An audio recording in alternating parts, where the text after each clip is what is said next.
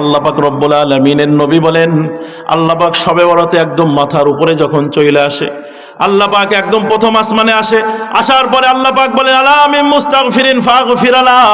আরে গুনাহগার বান্দা কে আছো, আমার কাছে গুনার জন্য ক্ষমা চাও, আমি আল্লাহ তোমার জিন্দেগির গুনাহ মাফ করে দেব।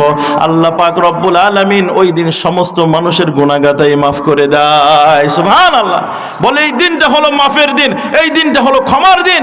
কিন্তু আল্লাহ পাক রব্বুল আলামিনের হাবিব বলেন, ইল্লা লিমুশরিকিন আও মুশাহিনিন, দুই ব্যক্তিকে মাফ করেন না, সবে কদরেও মাফ করেন না, সবে বরাতেও মাফ করেন না, রমজানেও মাফ করেন। আল্লাহ পাক এই দুই ব্যক্তিকে মাফ করেন না। এক নম্বর হলো লিমুশরিকিন, যারা আল্লাহর সাথে শরীক করে। দ্বিতীয় নম্বর হলো লিমুশাহিনিন, মুশাহিন বলা হয় হিংসুক, যে হাসাদ করে, হিংসা করে, আমি বড়, আমি নেতা, আমি সব, আমার কাছে আসবে, আমি খাবো, ওর সাথে আমি কথা বলবো কেন, ও আমার কাছে আসবে।